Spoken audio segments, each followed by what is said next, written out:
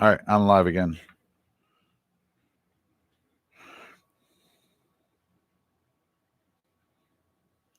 Okay, so I'm going to think through this out loud. This is a SWOT analysis of our game right now. And it's a great game, fun game. Okay. I messed around with the computer last turn and it kind of booted me off my video, I mean. Okay, so there we go. Let's go. So SWOT analysis of the axis. The axis are right next to on Bryansk, next to Moscow, but they do not have enough. It looks to me. Oh, No Limit, don't watch this. Shucks. No Limit, don't watch this. Ha! How do I say? No Limit. I said it in my other one. All right, there we go. No Limit, do not watch. Okay, so they obviously have an opportunity. They've got they're a little shallow right now, though. They're not. They don't have enough to take over Moscow. I think it's like coming in at 85%. But with the planes that we're going to get from Calcutta or Egypt, it's not going to be enough. So then the question becomes, does he do it? In No Limits house rule game, the radar shoots at 2s. So that's a big deal. If he's got to do it multiple times to put your fighters through the ringer of a radar twice would be a pretty big deal.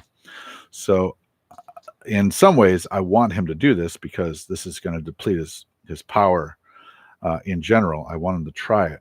The problem is he does have, I think this is wrong, actually. I think he might have, he's got definitely 3 tanks. I think he might have an infantry and an artillery in there too. Let me put something to remind myself.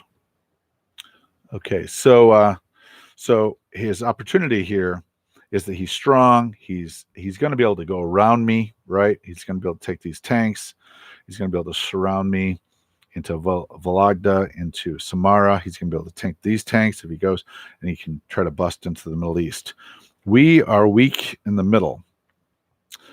We just got wiped out, and so in the Far East, which it doesn't take a lot, obviously, if you pull your troops out of the Far East. But now he's got a tank and a mech. So in 2 turns, you can easily see that he would be, 1 turn, 2 turns. So in 1 turn, he could go here and here. So he could grab a bunch of these and here. So he could have all these next turn. And then the turn after that, 2 turns from now, he could have this, as well as this, as well as this, and all the way up to Yenisei. So in 2 turns, he can have 1, 2, 3, 4, 5, 6 more dollars. And of course, that cuts in the Russian income. If he decides to bomb, which I don't think he will because I've got radar as well as I'm going to have 6 or 7 airplanes to defend. So Moscow looks like it's going to hold this turn. He's going to be tempted to be, because we don't have a lot in this middle area. That's going to be a problem. He just took over all of China, is getting $5 bonus. So yeah, over here he's going to actually have, he's going to be able to take over, $2 more. So 1, 2, 3, 4, 5, 6 more dollars less. Plus, of course, he's going to take over Stalingrad. He could do that with the Italians. So he could go to Samara. So basically, Moscow is going to be like $10 next turn. So we as the allies have to be aware that that Russia's income is going to be severely weakened.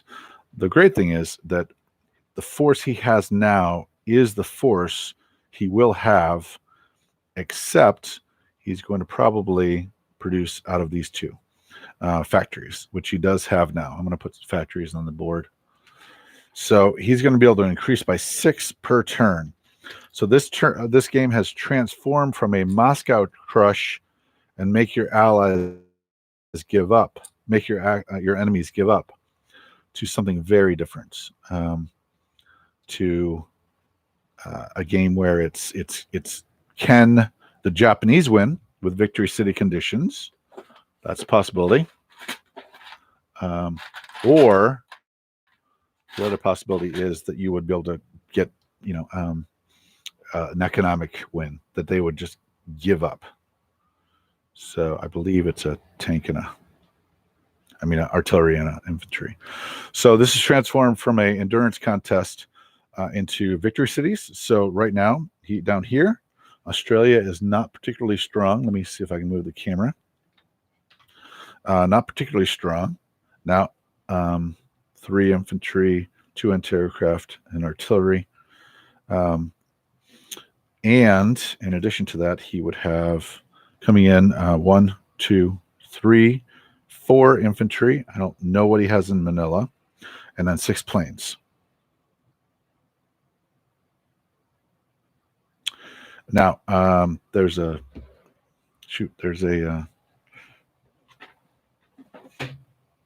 see if I can do this.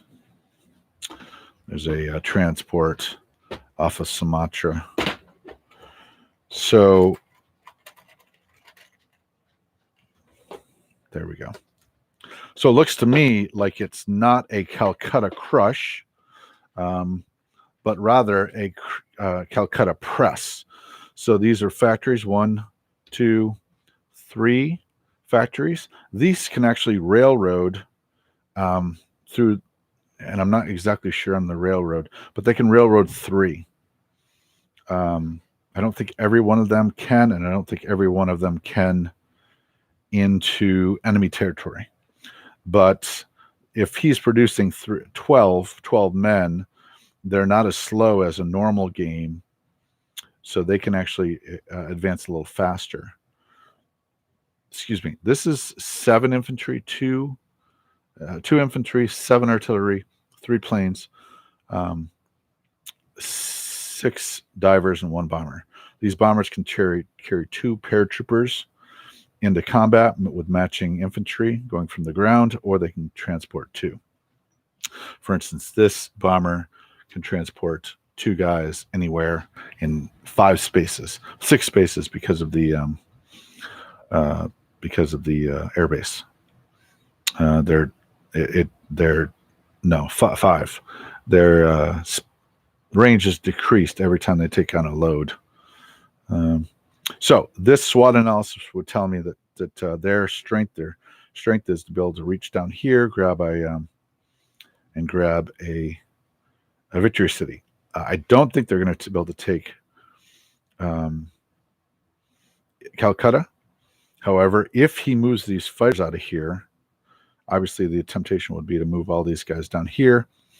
But even that 7, 9 troops going here, that's not this turn. But it might be the turn after this turn. So if he produced 9 infantry, then he's got 9. He's actually producing faster than Calcutta. So it's going to be more of a press and a Russia crush. So not Moscow crush, but a Russia crush, because now he's got the access to Russia. So our weakness is in this middle section. Now we've got a navy, and this navy, so the opportunity, victory city, Calcutta press, not crush. It's going to slowly be overwhelmed by increasing forces, simple forces. And then, if he did, for instance, the capture of Sydney, then he's got the time with a naval base, 1, 2, 1, 2, 3. So in 4 turns, I would look for a Calcutta press to win in 4 turns. Okay, 4 turns from now, I expect him to go for Calcutta. But in the meantime, he's gobbled up and surrounded Moscow. 4 turns from now, Moscow is an island. Okay, with the possibility that Sydney is in his hands. All right. So, so this is the Pacific. Now, I'm going to do a over here. Um, again, it's an island, and the Middle East is now open to the Germans. Okay, so Russia will be fighting outward, and obviously losing troops as it's fighting out, but it's got to fight out, right? But he can get into the Middle East. So Calcutta, we assume, anytime it again strikes out, it's going to weaken itself, which means it's not going to be maybe 4 turns. Maybe it'll be 3 turns if Calcutta decides I got to do something, because the middle of the board is a problem. Okay. So weaknesses for the Japanese. They have nobody around their mainland. However, they have $65. So how troublesome is that? And what could the Axis allies do? They do have transports. I think there's one Australian guy. So that's good. That can always pick something. For instance, Korea. But you have to worry about the kamikazes, obviously, or the scrambling fighters. And then that's got one transport in it as well. No bombers for air shuttling over here. Weaknesses, they could convoy pretty seriously with a non-com move to C-Zone 6. So you have to respond to that. But, you can scramble your fighters into the C-Zone. They do have destroyers, 4 destroyers. So we could bring some destroyers in. So weaknesses, convoying. Weaknesses, nobody up north. Weaknesses that if he does move towards C-Zone 6, then you've got to weaken your Navy. But your Navy is the mightiest in the world. And currently there's no naval opposition. There are 2 subs down here. So there are 5 Anzac units and 5 and then 9 altogether Allied units. 9 and 6, 9 and 5, 14. 1, 2, 3, 4, 5. Okay, so you're vulnerable to convoying. Strength is that these are all transports, and yet there is 1, 2, 3. I guess he could take out 1, 2, 3. 1, 2, 3. Oh, we could take out several of these. Oh, good. Oh, so your weaknesses is that you've left vulnerable 3 transports. Oh, well, that changes the game, doesn't it? Because it's got a naval base. A weakness is that you've just strung out your transports. Wow. Okay, so that's a game changer. Your transports can all be taken out. 1, 2. Yeah, easily. So okay. So then weaknesses that you can't take Sydney, because you've only got 1. Yeah, you've only got 2 transports left. 1 in Celebes. And too bad we couldn't get that, huh? He's got long range aircraft though. 1, 2, 3, 4, 5, 6. Nope. Okay, so strengths and weaknesses. So your transport Navy is spread out. You've got your forces in Manila. They can't go to Sydney because you don't have enough transports. But he does have $65 to purchase transports, and he could purchase them in Malaya, which would be 1, 2, and 3. So quickly you could get those transports back. And obviously all of these added up, took away money as well as gained money that was probably equal to the 3 transports he's about to lose.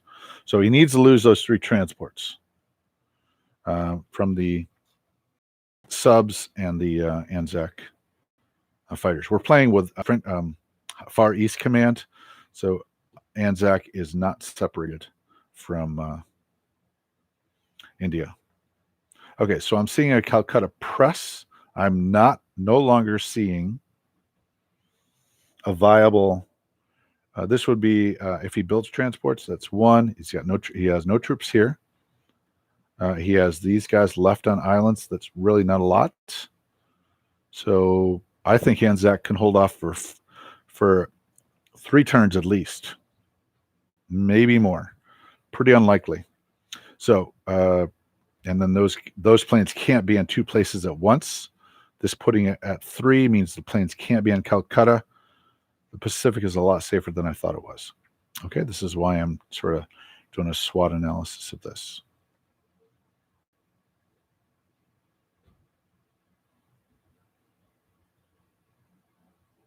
Okay, so but the big opportunity here is the basic Moscow, Russia gobble up. So gobble up Moscow with the tanks, and then just create tension here. This is a pinning move, by the way. So if you look at this, this is a pinning move. So those troops actually pin troops to Calcutta because you're freaking out. And that allows opportunities in the Middle East. So we're going to have to thread the needle on having enough here when the time comes and protecting the Middle East, having resources in the Middle East. No free lunch. No free spaces for them to gobble up. Okay? I'll sum up all this stuff when I'm done.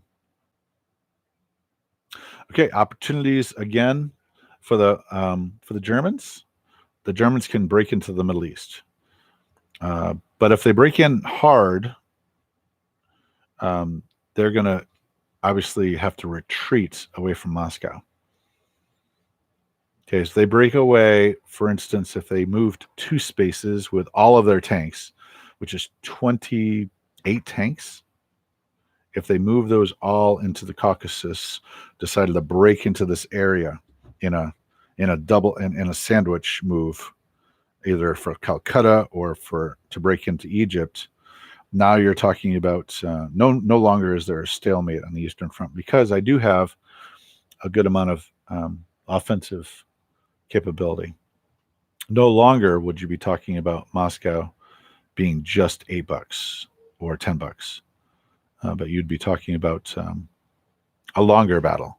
However, if they did bring 29 tanks down here, then you're talking about not just $2, but $4. Not just $2, but $4. Not just $2. Not just, there's one more, I think. To right, Caucasus oil field. So he's got Caucasus oil field bonus, as well as Africa Core, Persia, Iraq, and Northwest Persia. So this thing, which is worth nothing, is actually worth $2. So $6.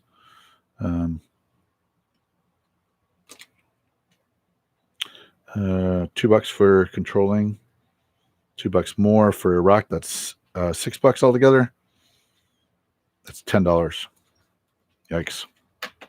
So 28 tanks could gain $10 here and $4 here, $4.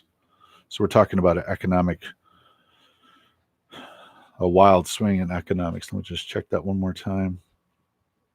It was right here. National Pursuit, Caucasus oil fields, $5. Yikes. So that's actually $17 if he takes 28 tanks into the Middle East. And then what does Italy get if Italy controls it? So same thing. Not exactly the same thing, a little less if Italy controls it. But then Italy is obviously invigorated. Plus the Stalingrad card. Okay, so we're talking about we're talking about Germany, which I think right now is at 61. Going up way past the 70 and past, which is obviously more than America makes at a time when Russia would be down to. So we're talking about a long-term game, guys. So I hope he's not on, but we need to make him resign is what we need to make him do because he thinks he can't win. So interesting game. Now let's do a strength. Let me do a weakness analysis of the. So obviously he's weak in Greece and in the Balkans, right? So that's an opportunity. The question is, would this opportunity, right, $2, would that opportunity, and maybe a factory, would that opportunity equal his capture of the Middle East? Would this opportunity equal his ability to gobble up Russia? Obviously, my answer would be no. That's not the case. So, where the Allies are weak in the middle, they have a lot of opportunity in the middle. Japan, I don't know what Japan is doing out. Obviously, just they took over and became rich. They're up to $65. So they did the money islands and the Philippine grab. It's just turned 5. So they sports, which is not, by the way, the worst idea in the world. They've got an opportunity to block, and they're building up now their Atlantic Wall. This would be a very different game if he hadn't bombed that. If he didn't have that rule that you couldn't if you bombed the air base. I'm going to check with my compatriots, see where they're at.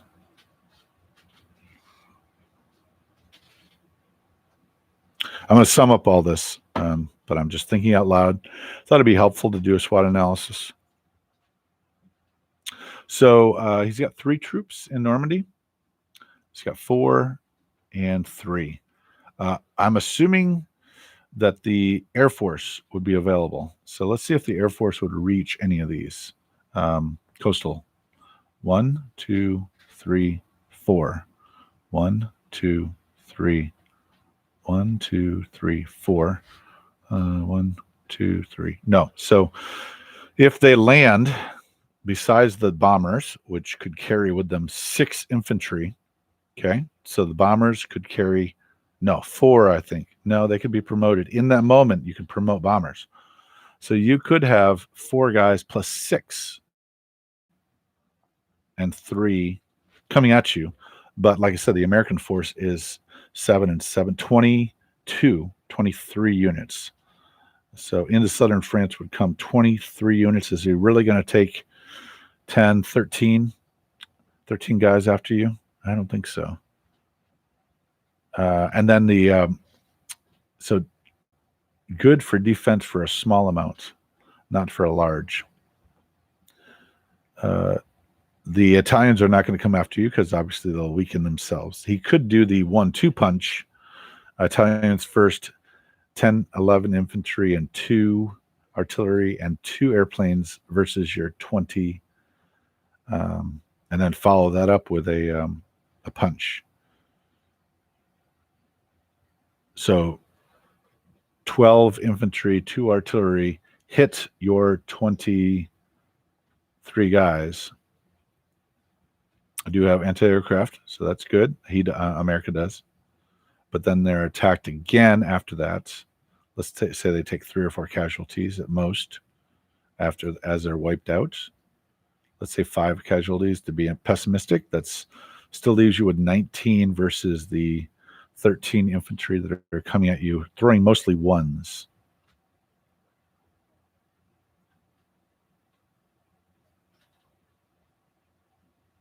Oh, I'm sorry. And the the British ships could come and reinforce southern France as well.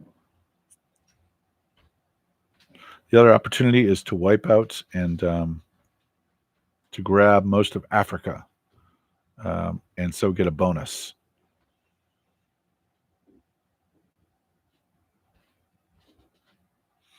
You wipe out their bomber, so he can't resupply or do damage.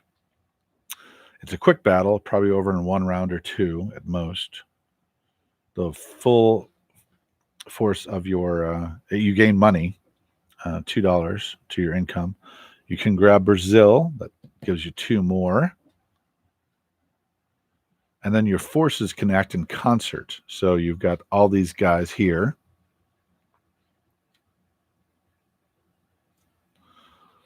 You can also grab Sicily with a wasted transport, so that or Greece, but probably Sicily is even better. If you come in on this side, you're not. But the problem is you're not convoying him. If you come in on this side, you are convoying him, but he's going to be able to degrade your force. And what would be great is if when you come in here, if you have an island to land your planes on, you can burn through your your CVs, your aircraft carriers. He's only got 12 guys. He's going to get about, I think he's got 20 something dollars. So we can put 7 more on there. But even still, you've got the double landing, and then you've got to create waves. Now, you can also obviously bomb the dickens out of them because you've got that stuff. 1, 2, 3, 4, 5, 6. So the British bomber could do it. 1, 2, 3, 4, 5, 6 onto Sicily. Or so if you can take Sicily or Sardinia with a transport, the British can then bomb it. Obviously, at that point in time, you'd want some troops on it because he'll send his aircraft against it in order to take out the bomber. Paratroopers attack it too.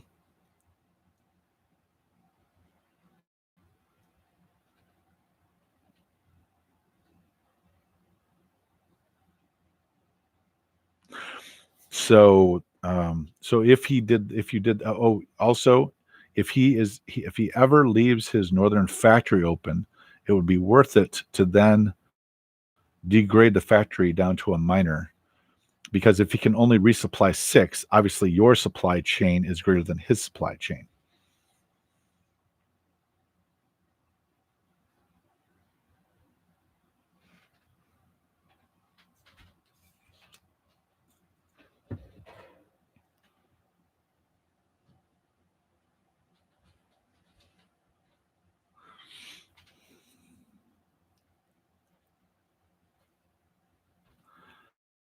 So a lot of times, I would say that we leave Europe alone, except for the possibility of Rome, but win the battles in Scandinavia, win the battles in the Middle East, win the battles, obviously for Moscow. What would that look like?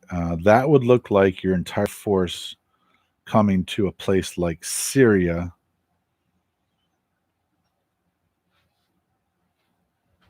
and then going up through the Caucasus. But the problem is it's a long ways away. So that's the big deal, is that it's just okay. Let's talk about opportunities that are 4 turns away. So obviously this makes a difference because we want to know what we would like out of this game. So obviously we would like to survive the Battle of Moscow. This is very doable. And then we're going to take those tanks and mechs and artillery, and we're going to skirmish over the environs of Moscow. And we might even try to get out a tank and a mech to counter the Japanese coming with a tank and a mech. If we can do that, then he's got to adjust his plans.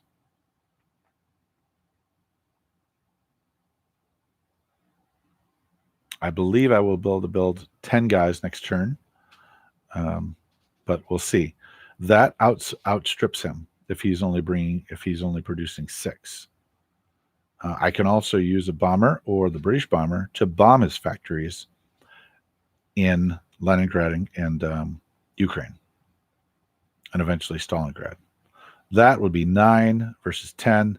Obviously, he wins that supply chain in the long run because he's producing 9 and I'm only producing probably at some point in time very low numbers. So the long-term battle, the long-term prospect is not good unless we can begin bombing those factories. So this British bomber might want to be going toward Stalingrad. And of course, you'll have losses as well from that.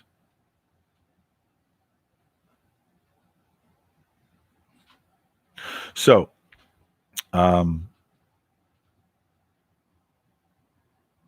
the opportunities, the Anzac fighters and the mechs, I think, are available for several turns. He just does not have the units. I need to know the rules about the railroads to see how fast he can get his army together, but it looks to me like 3 turns. Calcutta's got at least 3 turns, 2 turns, which its Air Force can do whatever it wants to, and its mechs can expand into the Middle East. Egypt is has got to worry about the Middle East.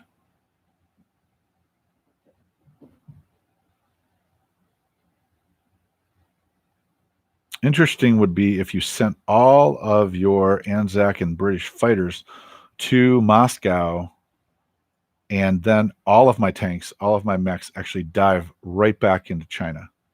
So before he has the opportunity to really capitalize on freedom, you shove those things right back into China. China drops some troops, and all of a sudden, his Calcutta is delayed even further. And if he's only got the 1 tank, well, they can't go that far. But if he's only got the 1 tank and the 1 man to expand, he's got to actually move his troops to respond to that. So that's an opportunity for the Allies. Obviously, also, you can use your planes to SWAT and kill any tank or mech that tries to go around. So the British and the Anzacs have a lot of opportunities with their mobiles. The American fighters could actually separate from their landing force and get to the middle of the board fairly easily.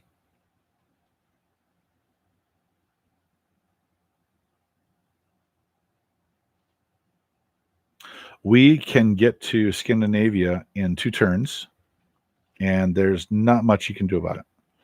Now, it could be just a simple landing in small force, and that would distract his forces again. Again, you're probably not going to want the full Navy up there. But if you did go via Scandinavia, this is 1 turn. This is 2 turns. This is 3 turns. So now we take Leningrad back in 3 turns. I mean, that's a big deal, right? We don't think if we have most of these fighters, if Calcutta's got some room to breathe, at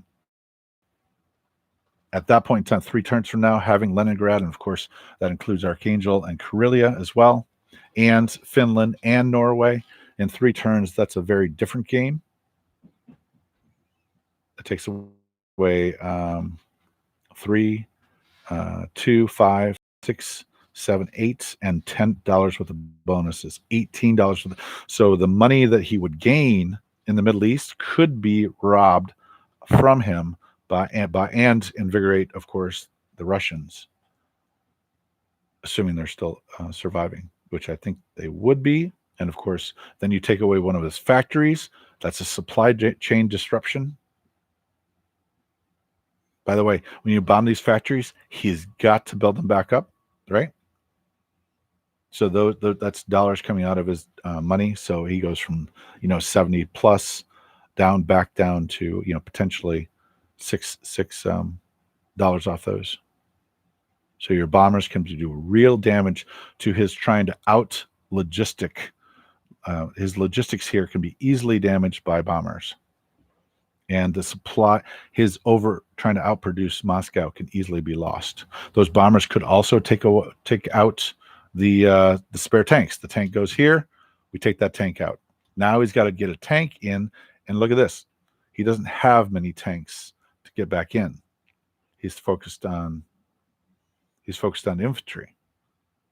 So with 3 tanks, those tanks can be killed. So what looks dire is not as dire as you think when you get into the details. That's a weakness on his part. A strength on ours. We've got a lot of bombers on the field right now. That's good.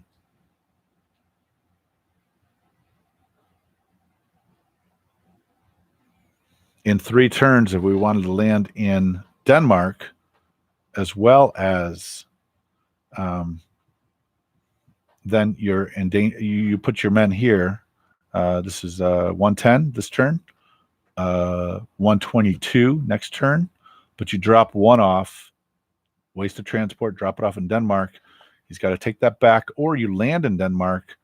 All of a sudden, Germany's open. That could be accomplished, by the way, I think, moving into 92, join forces with these troops. Then 92, 1, 2, 3 to 110. That's 2 turns. 1, 2, 3. That's 3 turns. Okay, that would delay it one turn. That'd be 4 turns to Leningrad. We'd rather see that in 2 turns.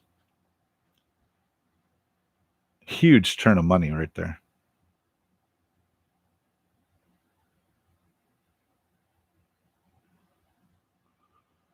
Almost might be worth it to drop a man right here. Too bad we couldn't drop a man right here in Caucasus to slow this down. I would not want to drop a plane. Okay, let's look at the Italy situation. Because if you could take Italy, obviously that's a game changer right there. So Italy does not have a lot of troops. It does have 22 troops, 23, 24, 25, 26, 27, 28, 30 units altogether. Okay, you've got your 27 and 7 for 22 guys plus 6. So by the time you hit him, he'll have 30-ish, maybe even 37 if he puts everything in southern Italy. Again, if he puts everything in southern Italy, that makes it really easy to reduce his factory. You can also bomb his factory if you 1, 2, 3, 4. Man, that airbase kills you, huh? 5, 6. So he can't. The American bombers can't reach this time. The British bomber could. I've now done double duty with this British bomber, which I know. 1, 2, 3, 4. So we bomb. You bomb Rome. He's got to take that, build that back up. Your bombers come within range, and now they can bomb Rome, and Rome has no possibility of replenishing. So let's say this is around 30-ish. You've got your 22 plus 6, that's 28, plus bombardments, 29, 30, 31, 32. So at that point in time, you hit him. Oh, well, not counting the bombers. 32, 33, 34. And then over here, 35, 36, 37, 38. So 38-ish men go into, minus the losses here, go into Italy in 2 turns. And then in addition to that, all the people from your British force, they move over, maybe, over here to 94. And then you land. Now, again, I think you want to take Sicily in order to assist. I don't know if there's actually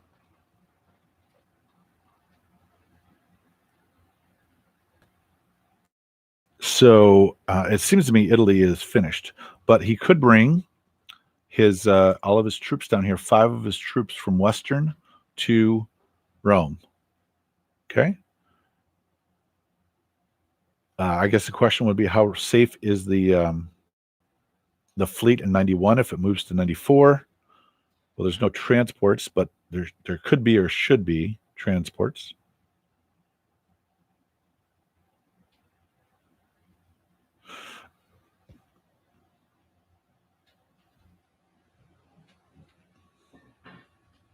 Okay. Allies. Okay, so I'm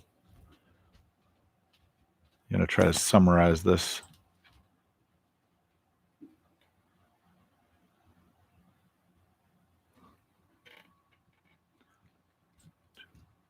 Three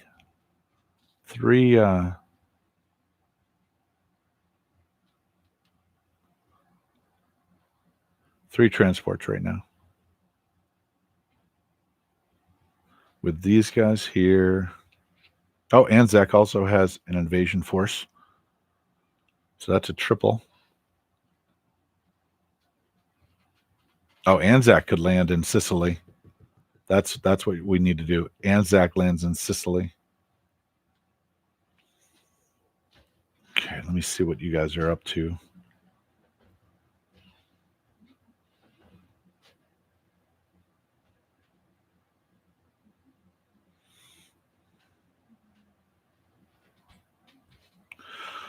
Okay, so let me try to sum this up.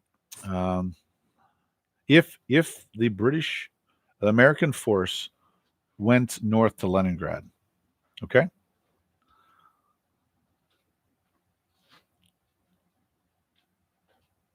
what does the British force do? I mean, my answer would be solidify the Middle East. Someone's got to do it because, like I said, he's coming. So that would be 4 mechs get into this area. Moscow's at an air base, so that would reach 1, 2, 3. So, in other words, 4 Anzacs and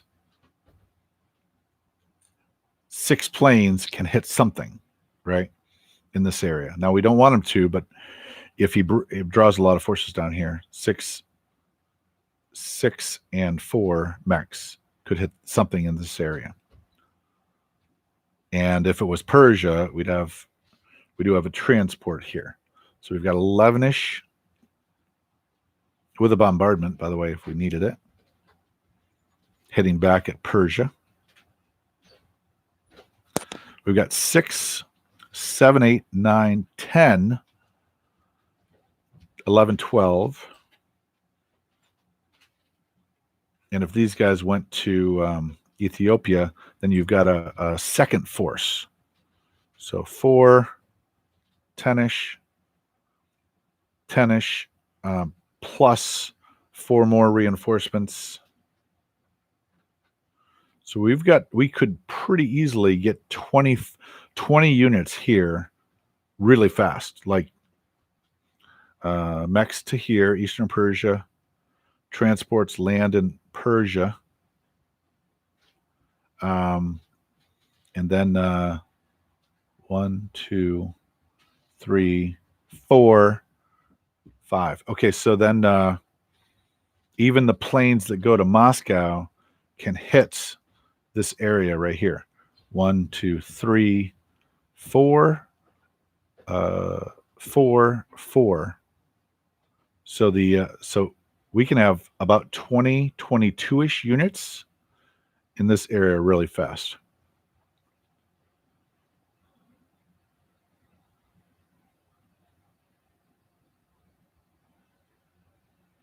The mechs are faster movers, and I'm just going to move this real quick. So mechs going to here can bust into Kazakhstan. Airplanes can go anywhere in this area.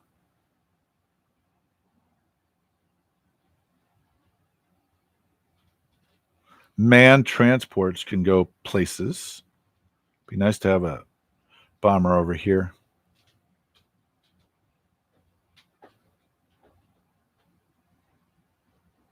So let's summarize this so that this can be cogent. I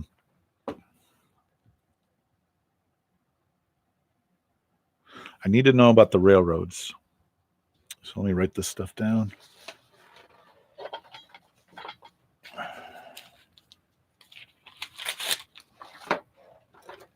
Okay.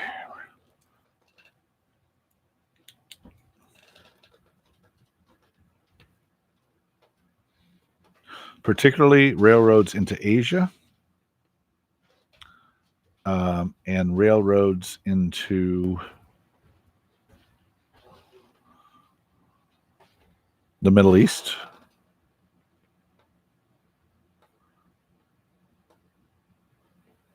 Particularly in China, I need to know about that. And then there are rail situations happening.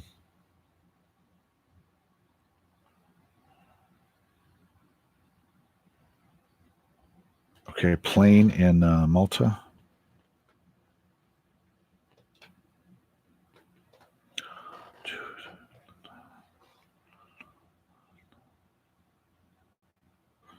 Okay, blocker cruiser, German blocker cruiser.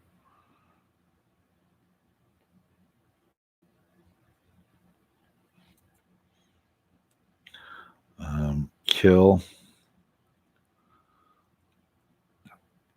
Japanese transports.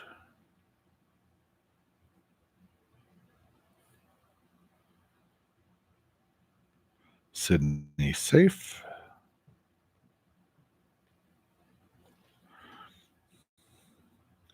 Middle East money.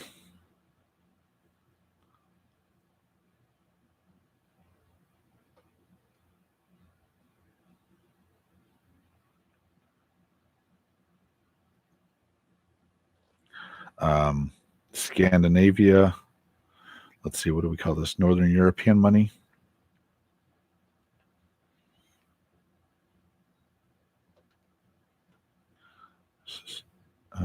$17, I think. Plus the switch back and forth. It's actually a bigger, because that becomes American. That's $5, $6. So $5 more. It's like a, and then $2 more for Leningrad. 3, so that's 3 and 5. It's 13. That ends up being a $30 difference if we can take that. $31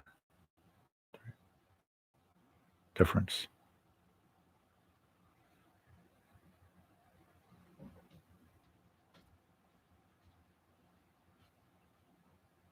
Okay. All right.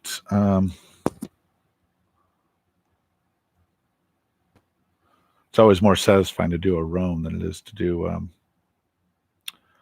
the nibble the edges.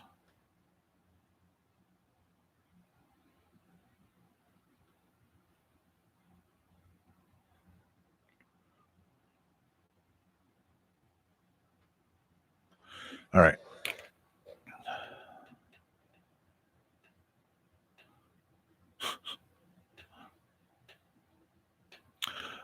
I might even try a Zoom call with my ice giants.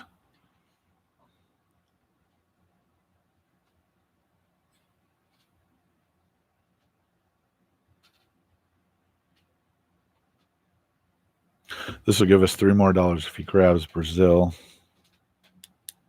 but it's a long-term thing.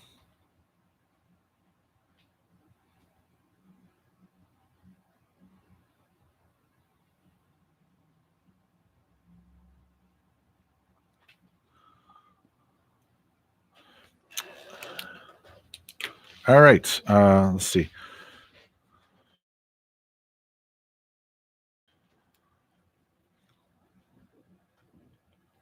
So I'm suggesting we split, and England goes up the middle.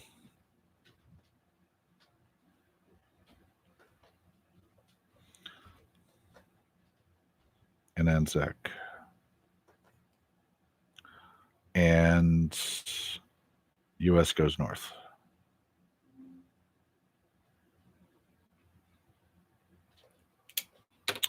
All right, strength opportunity. So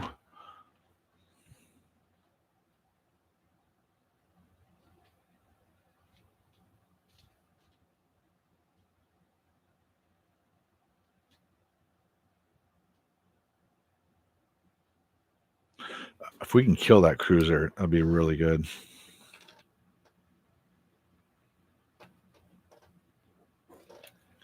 All right, I'm going to sign out. So I did a strength strength, weakness, opportunity, and threat analysis. The biggest opportunity I see is that I would like to make it so all of these men here are wasted. They're there and they're doing nothing. Okay.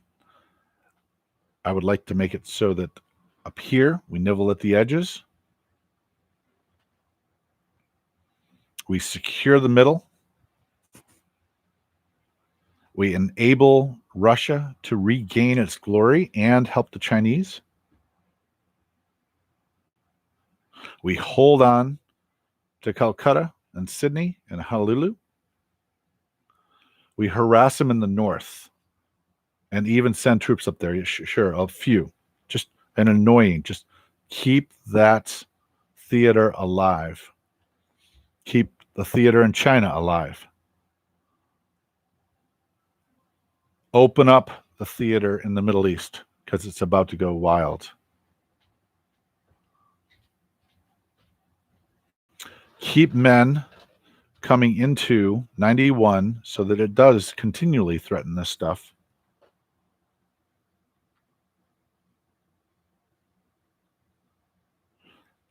I hate to say it, this is $5 here. If we have all of Africa, I think it's a trap. Not a trap, a distraction. It's a we feel good about this, but in the meantime, Russia gets gobbled up, and like I said, I think we could outdo this, but I'd have to find out the rules. But I think he can send 5 troops to Rome, 3 troops to Rome, 4 more troops to Rome. There's no way we can out. His logistics here is just too strong. The railroads, and if that's the case, there is no way we could take Rome without using every single available resource, which gets us a minor factory in Rome. At the same time as he's gobbled up all of Russia, all of the Middle East. Okay, that's the problem. Rome takes every bit of our resources, and all we get is a minor factory. And it's a few bucks, maybe $20, but still $20 to put where? To put in England, to put in Egypt, to put in the United States, which gets you what? So I think it's the nibble in the edges. It's the typical coming down to an economic victory and stopping them from expanding. Yeah, that's my solution. Yep, that's it. Okay, I'm going to get off live and I'm going to talk to these guys off live. All right. Strength and analysis, strength, weakness, opportunity, and threat analysis of the game currently.